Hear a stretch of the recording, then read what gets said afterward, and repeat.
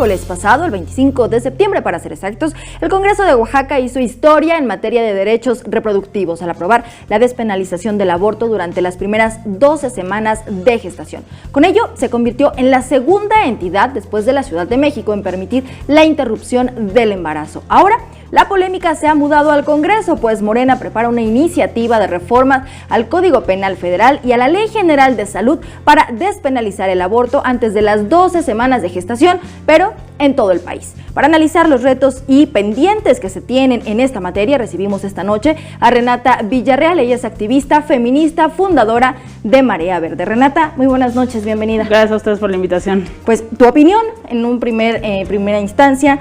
2 estados ya en nuestro país, muy pocos, consideraría, para toda esta lucha que se ha tenido, sí. Lo que ha hecho la Marea Verde, platícanos. 2 estados y mañana probablemente Hidalgo.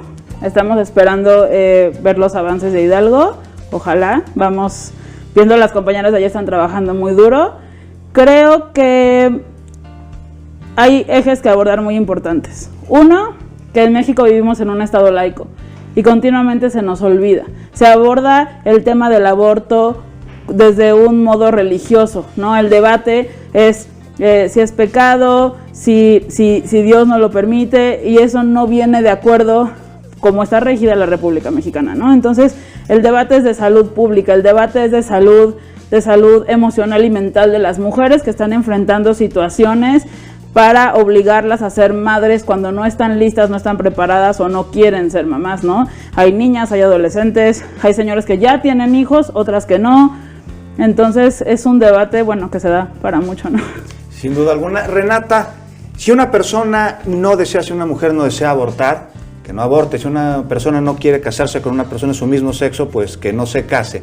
Pero limitar los derechos de una persona de acuerdo a ideologías personales o religiosas no es progresivo. ¿Qué se debe hacer para seguir sumando en la República y en la Ciudad de México los derechos de todas las personas sin distinción alguna?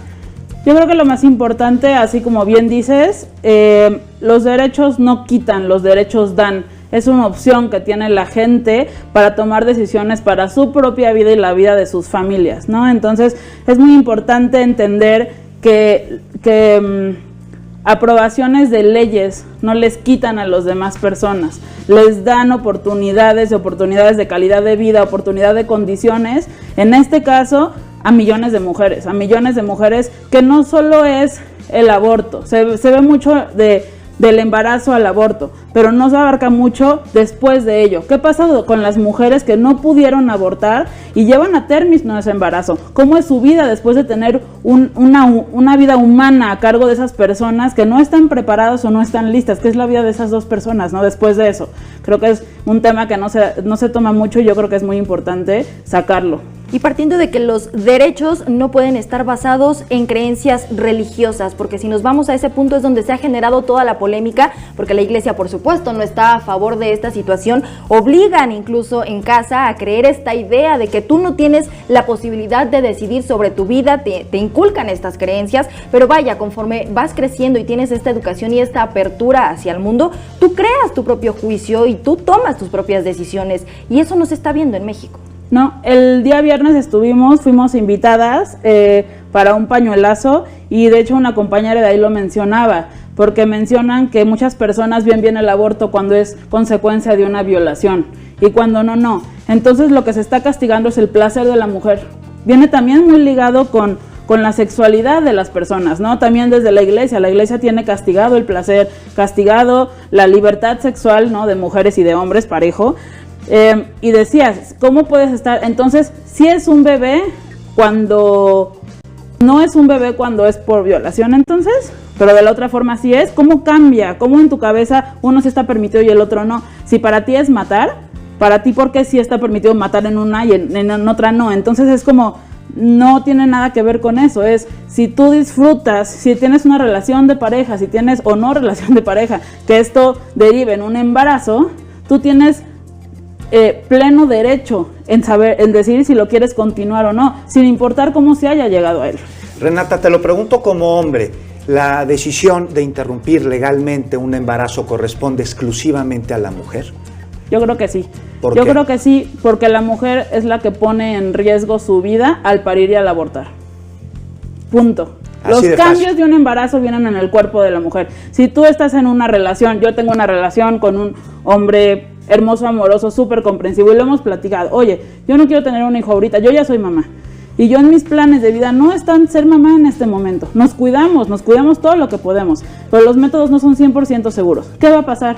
Y él me dijo, es tu decisión. Las cosas se comparten en pareja, se deciden en pareja, pero yo creo que la última decisión es de la mujer. Y no se trata de juzgar, bien lo dice, se trata de platicarlo, de tomar las decisiones en conjunto, pero vaya, es el cuerpo de una persona. Yo tengo que decidir sobre mí, si me tomo una pastilla, si como algún alimento, si escojo la ropa que me pongo, lo estoy haciendo yo. No tengo por qué dejarme guiar por alguien más, o en el caso, sentirme obligada a tener que hacerlo. Y es esa la discusión, de que se haga de forma legal, que se le otorguen los derechos a las mujeres para que no mueran en estos hospitales clandestinos en las peores condiciones y que se les juzgue por ello. O contraigan infecciones, porque muchas veces no mueren ahí, pero hay mujeres que las han llevado a abortar a moteles, a campos, entonces tienen infecciones, se meten ganchos, hay cosas que de verdad son preocupantes, porque una mujer que va a abortar, entonces no tiene la información, no tiene el acompañamiento, no tiene la red de apoyo. Hay muchas personas que llegan con nosotros y nos dicen, no le puedo decir a nadie.